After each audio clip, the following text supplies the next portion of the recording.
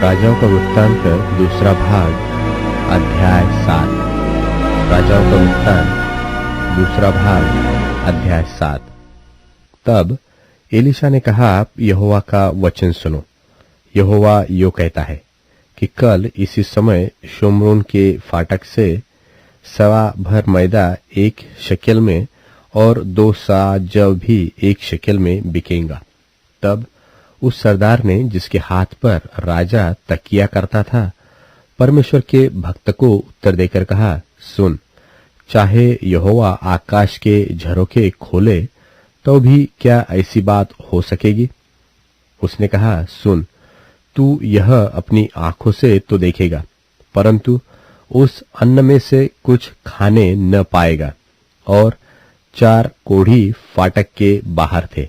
वे आपस में कहने लगे, हम क्यों यहाँ बैठे बैठे मर जाए? यदि हम कहे कि नगर में जाए तो वहां मर जाएंगे, क्योंकि वहां महंगी पड़ी है, और जो हम यही बैठे रहे तो भी मर ही जाएंगे।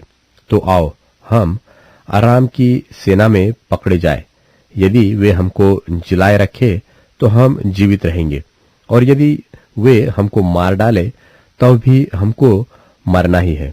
तब वे सांझ को आराम की छावनी में जाने को चले, और आराम की छावनी की छोर पर पहुंचकर क्या देखा कि वहां कोई नहीं है, क्योंकि प्रभु ने आराम की सेना को रथों और घोड़ों की और भारी सेना की सी आहट सुनाई थी। और वे आपस में कहने लगे थे कि सुनो, इस्राएल के राजा ने हित्ती और मिस्री राजाओं को वेतन पर बुलाया है कि हम पर चढ़ाई करे। इसलिए वे सांझ को उठकर ऐसे भाग गए कि अपने डेरे, घोड़े, गधे और छावनी जैसी की तैसी छोड़ अपना अपना प्राण लेकर भाग गए। तो जब वे कोढ़ी छावनी की छोर के डेरों के पास पहुंचे, तब एक डेरे में घुसकर खाया पिया और उसमें से चांदी, सोना और वस्त्र ले जाकर छिपा रखा। फिर लौटकर दूसरे डेरे में घुस गए और उसमें से भी ले जाकर छिपा रखा। तब वे आपस में कहने लगे, जो हम कर रहे हैं वह अच्छा काम नहीं है। यह आनंद के समाचार का दिन है, परंतु हम किसी को नहीं बताते। तो हम पह फटने तक ठहरे रहे तो हमको दंड मिलेगा। सो अब आओ, हम राजा के घराने के पास जाकर यह बात बतला दे। तब वे चले और नगर के चौकीदारों को बुलाकर बताया कि हम जो आराम की छावनी में गए तो क्या देखा कि वहां कोई मनुष्य नहीं है, न मनुष्य की कुछ आहट नहीं है, केवल बंधे हुए घोड़े और गधे हैं, और डेरे जैसे के तैसे हैं। तब चौकीदारों ने पुकार के राजभवन के भीतर समाचार दिया, और राजा रात ही को उठा और अपने कर्मचारियों से कहा, मैं तुम्हें बताता हूं कि अरामियों ने हमसे क्या किया है। वे जानते हैं कि हम लोग भूखे हैं, इस कारण वे छावनी में से मैदान में छिपने को यह कहकर गए हैं कि जब वे नगर से निकलेंगे तब हम उनको जीवित ही पकड़कर नगर में घुसने पाएंगे।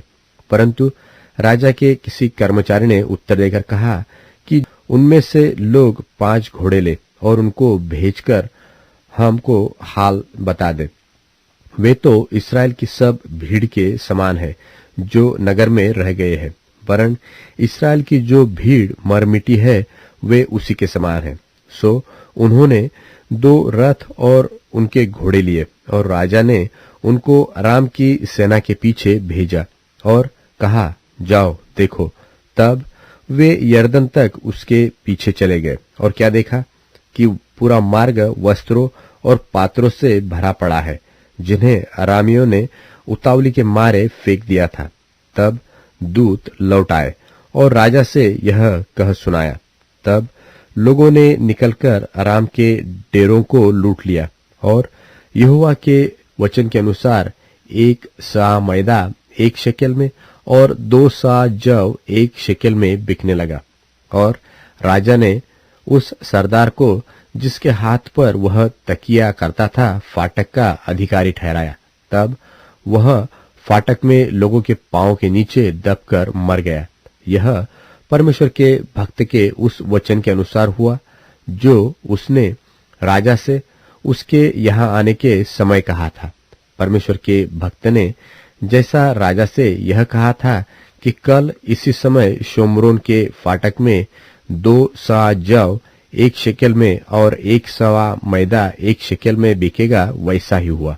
और उस सरदार ने परमेश्वर के भक्त को उत्तर देकर कहा था कि सुन, चाहे यहोवा आकाश में झरोखे खोले तो भी क्या ऐसी बात हो सकेगी? और उसने कहा था, सुन, तू यह अपनी आंखों से तो देखेगा, परंतु उस अन्न में से खाने न पाएगा। सो उसके साथ ठीक वैसा ही हुआ। अतएव वह फाटक में लोगों के पांव के नीचे दबकर मर गया।